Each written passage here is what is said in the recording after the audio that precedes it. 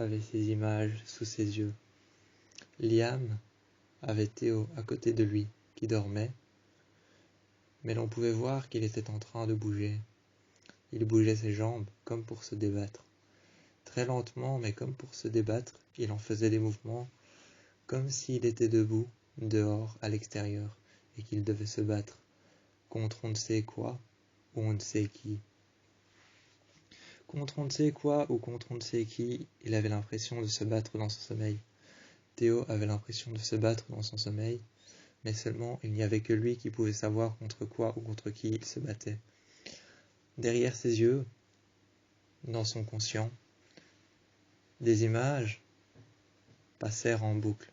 Une femme, le teint pâle, voire même blanc, une capuche noire, les yeux noirs, brillants et luminescents à travers la lumière sombre derrière elle.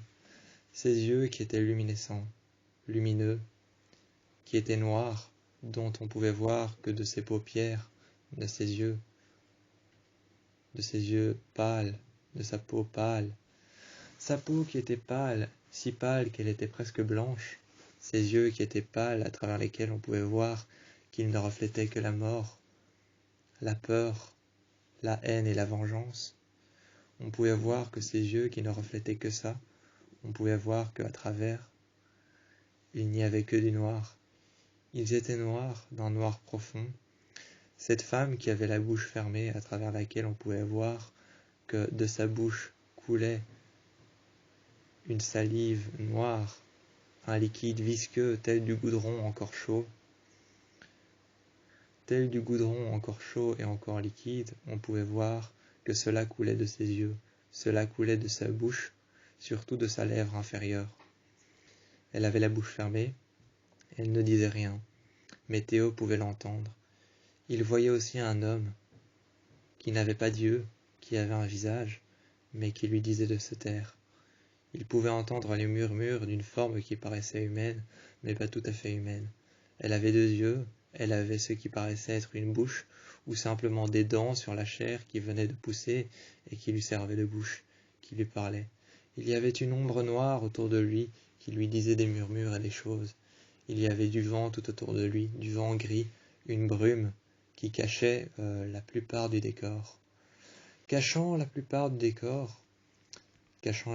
décor, de tout ce qu'il y avait autour de lui, les arbres, la forêt, cette brume qui avait pour importance autour de lui de cacher le décor, les arbres, la forêt, la faune et la flore, les animaux qu'il y avait autour de lui, les chouettes, les hiboux, les animaux nocturnes, les chats sauvages, les chiens sauvages, tous ces animaux nocturnes qu'il y avait dans la forêt, les cerfs, les biches, tout ce qu'il y avait dans la forêt, qui était caché, qui était dissimulé tel des secrets, qui était décimé et dissimulé, tous ces animaux nocturnes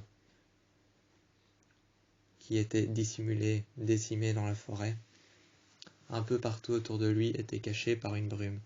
Cette brume avait un visage grand ouvert dont la bouche était grand ouverte, les yeux étaient noirs profonds, on avait l'impression qu'on pouvait s'enfoncer dedans tels des sables mouvants. Tels des sables mouvants, on avait l'impression qu'on pouvait s'enfoncer dans la brume sans jamais en ressortir vivant. Les yeux de cette brume, qui ressortait tel un visage, son visage qui était grand ouvert, qui était massif et imposant, sa bouche grand ouverte, cette ombre noire qui lui chuchotait des mots, cette personne avec un masque et avec des cornes qui lui parlait et qui le regardait avec un sourire plus que menaçant, était tout autour de lui. Il voyait tout ça et le lendemain, il voyait tout ça et tout autour de lui, il voyait ces personnes. Même les yeux ouverts, il les voyait, il les entendait. Il comprenait les mots, mais Liam, lui, ne les comprenait pas. C'était l'avènement de quelque chose, il le savait, car Théo s'était mis à dessiner ces personnes. Tout autour de lui, il avait placardé les dessins qu'il avait dessinés de ce qu'il voyait. Tout autour de son lit, il avait placardé les images. Liam se demandait pourquoi il dessinait de telles choses. Cela devait être l'avènement de quelque chose, mais quoi? Restait à savoir ce que c'était.